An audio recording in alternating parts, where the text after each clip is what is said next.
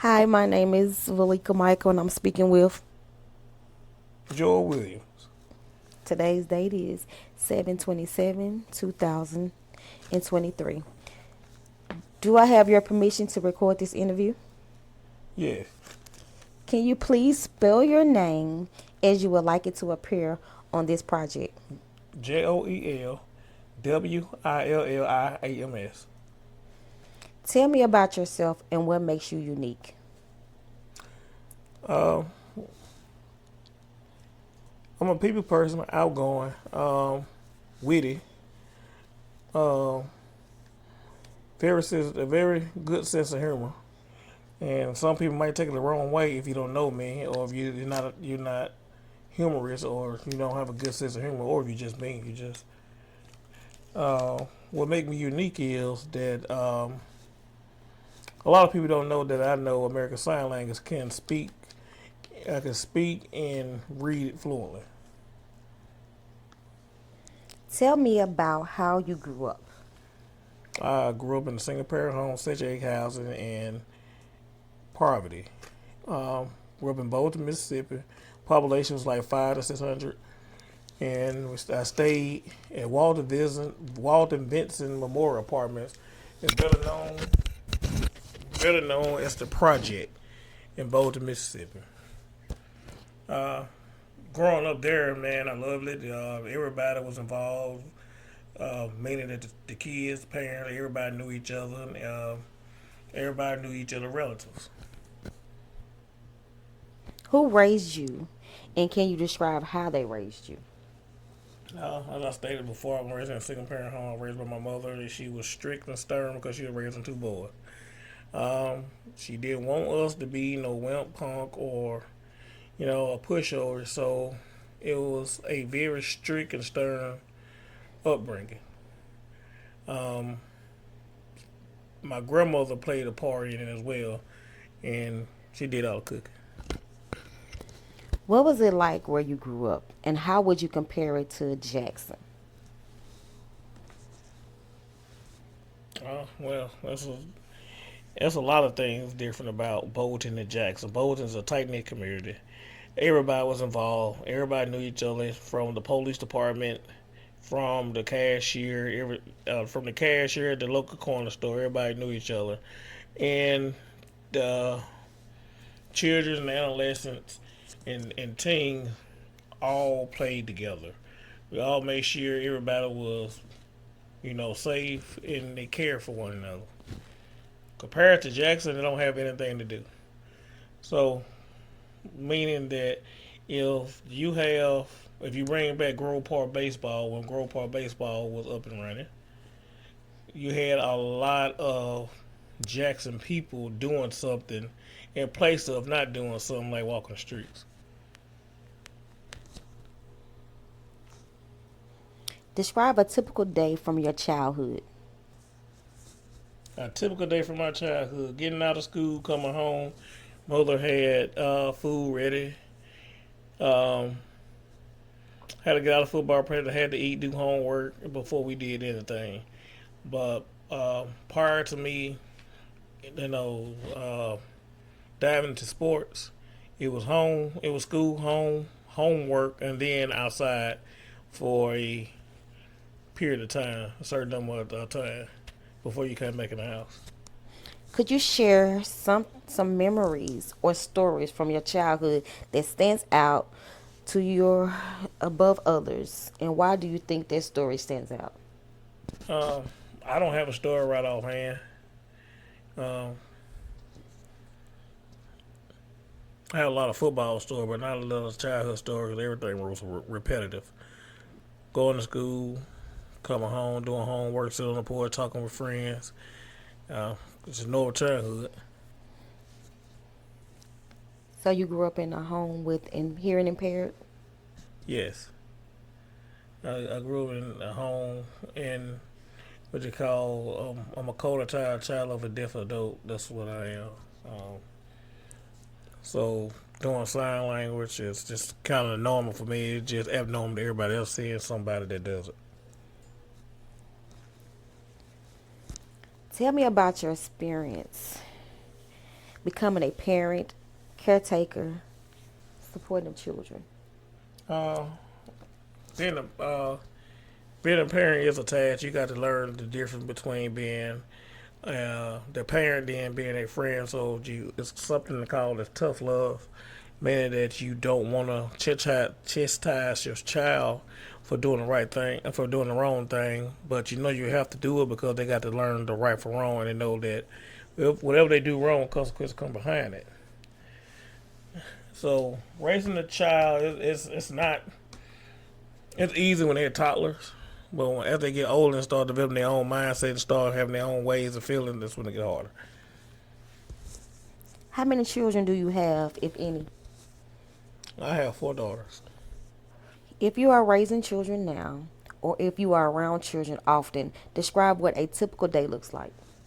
I am raising children now, but I'm on a co-parenting, and I'm around children. I'm a coach as well, and a typical day is you making sure that they're learning the necessary needs now that they will apply when they get older and adult as an adult. So you instill self discipline in children now, so when they become adults, they become uh, disciplined fathers or mothers. I heard you say you're a coach. What do you coach? Football. How do you describe your role as a parent, caretaker, or community member raising children? My role as the parent is the disciplinarian. They get over a lot on their mother, which um, that is expected because I have all girls. They try to relate to. They try to live their life through the children. Um, I'm not a caretaker and supporter of the children. I'm a big supporter of children because if undisciplined children do become undisciplined adults, so I believe in that. So if you don't show child support and love, they will grow up thinking that they're not. Who is your support system as you raise children? And can you describe what your support system looks like? I am my support system. I support my children every shape, form, or fashion. Their mother is their support system. I don't know how that works out on that end, but on this end, I try to make sure all the necessities are taken care of and all the wants are they are not taken care of in a sense if they're not doing the right things. Meaning that the extra things is what count. That's when they get their wants. Making good grades in school is what they're supposed to do. So when they make the superintendent list in the honor roll, they could get a want. How do you compare the way you or others raise their children today with the way you were raised? I'm gonna be honest. I really don't pay attention to to people or other parents on how they raise their children because I have no say so in it. I just make sure mine is raised the right way. And if I see something that that I know I wouldn't allow my child to do, or that their child is doing too much, I just keep it to myself because the way I was raised is not how the next person was raised. So my way of raising my upbringing, I would think is the right way, and they'll think their upbringing the right way. So we just gonna have a conflict. What do you do for a living? I'm a public servant. Can you paint a picture of your neighborhood you live in? If you seen the movie Everybody Hates Chris, or whatever the name of that movie, Everybody Loves Chris, I Hate Chris, that's my neighborhood. Everybody was talking to me, everybody knew each other. Or you want a picture the heat of a night, or the Andy Griffin Show. This was my neighborhood. How did you feel about this neighborhood? I enjoyed it. I love it. That neighborhood made me the guy I am today. How do you think the neighborhood you lived in affects your ability to raise your children or support the children in your community? It made an impact on my upbringing because we had the adults in the neighborhood made sure that not only their children were taken care of, but everybody that's in eyesight was taken care of. So the upbringing in that tight knit community made a difference. What are some of the ways that you have adapted to the challenges, opportunities you have encountered as you raise your children, support your children in the community? Some of the ways. One of the things that I adapted to was the change and the different as the technology evolved.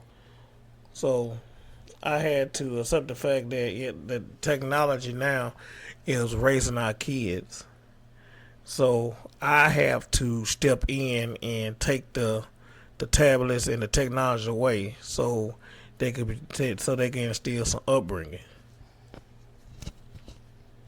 If you could paint a picture of an ideal community environment for raising children, what would that look like? It will look like Bolton, Mississippi. It's a country town.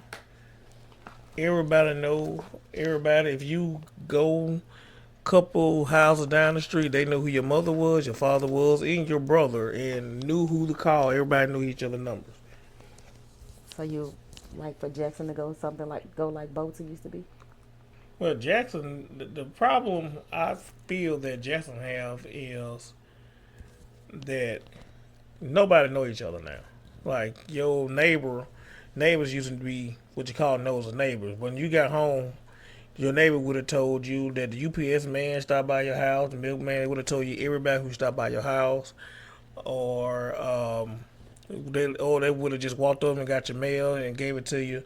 That's what we call nosy neighbors. Now we don't. We have neighbors that turns a blind eye to certain things unless they apply to them. So when it applies to them, then that's when they want something to be said or done. But to somebody else, they won't do it. So that's what I feel like that was wrong with Jackson. They don't have. When I say they, don't have nothing in place for the children to do like I had growing up, meaning sports or Boys and Girl Club, the YMCA, Upper Bound, things of that nature that we used to put our kids in to help them with the upbringing. What are your hopes for the children in your community? Well, I hope they could get it together soon. Because if not, we gonna be living in what you call a lawless land, meaning that everybody gonna have to feel for themselves, just like the Wild West. Is there anything you would like to add that I didn't ask you? Um, well, no, I don't have anything else to add. Do you like to talk anything about your career that you're in? Or the field of work that you're in? I guess she want me to let y'all know what I do for a living. I'm an college investigator. Um, been in law enforcement since I was 21. Since I was 12. Well, let me back up. Been in law enforcement since I was 19 at Department of Correction. I got certified as a police officer. Then I went to a law enforcement academy at 21. Um, I will be 39 tomorrow, and I've been doing it for 17 years, 17 plus years. So I don't have that long to retire. At 43, I'll be able to retire as a police officer. Don't call me if you get a ticket. Don't call me because you seen Puka and Ray Ray and had a lot of people going in and out of them houses. Don't call me. But if you need to call me, my number is 601 609. Stop. You don't have to give out numbers. Okay. How do you predict that parents or caretakers will be raising children in the generations to come? As it seems to me now, we have kids raising kids, meaning not meaning that by the ages. I mean that kids meaning they're an adult but have a child like mine. So kid does not always mean age. So if you have a 30-year old raising a 2-year old or a 5-year old, and the kid grow up cursing, pushing, kicking, hollering, and you think it's cute, and saying that, hey, look, they're gonna be all right, you setting loose the checkers and Michael Myers of this modern age when they get 18. So I think that we need to correct children while they're young instead of looking at it as being cute. What new obstacles will they face and what new opportunities will they have? So living in America, one obstacle. I'm sorry, obstacle. Obstacle. Yeah, that word. That I think that when I say they, I'm talking about only African American kids is that they black. They're gonna be stereotyped because of the activities that's going on now, meaning the shooting, the killing, the robbing, all the carjacking, and everything. So we got to be conscious enough to know when you go to a different area and they see the typical black kid, you are gonna get stereotyped. And the only way to change that stereotype is we change the mindset of the people that are doing the robbing, killing, and things of that nature. That's the only way you can change that because now don't get me wrong, that crime is going on everywhere. You have crime, Pearl, rank, matters. You have crime everywhere, but the different types of crime is what's putting us on TV news and making us look bad. So you have, white collar crime, blue collar crime, and I'm getting into that in a minute. But white collar crime is what the crimes you see in their well polished neighborhoods, the embezzlements, the embezzlements, or getting all the cars and filing bankruptcy, the petty crimes. This is white collar crimes. They don't get more attention than the shooting, the killing, the rapes, the murders, the carjacks. They don't get more attention than that because I'm just being for real. Social media doesn't like petty stuff. They like action. Advertising. They like um, amusement, entertainment. So that embezzlement not entertaining enough, but that carjacking is. So that's the reason why we're being labeled and we've been put on the news and Jackson's being highlighted.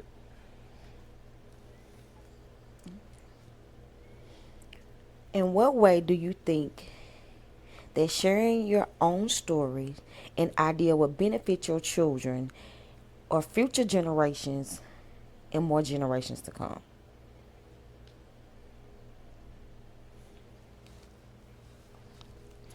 Well, my upbringing, my story,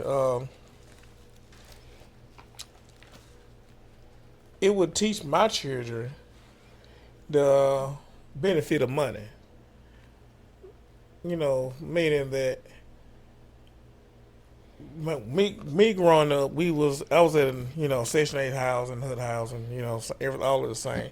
Meaning that money was pretty scarce, so we had to work for, meaning work. Me, my brother and I had to work for whatever we wanted, because when your mother on the fixed income, and the fixed income had to last through the whole month. The extra stuff you had to get from working. Well, now the generation don't know anything about that because we bring our children up and wanted them to have everything that we didn't have. So now they want to know the value of money. So when we raise our children up, we'll get and shower them with all the gifts that we didn't have. Then the next generation will do the same, and the next generation will do the same, and the trend will go on. So your great grands won't know the value of money. So someone have to, instill what the value of money is and how hard it is to come by with money. So, by your mom being hearing impaired, how was that being the only kid in the neighborhood had a mom that couldn't physically talk like everybody else? Uh, we wasn't a certain way. I wasn't treated differently. I don't know. I did. It wasn't looked at different. I wasn't look. It wasn't.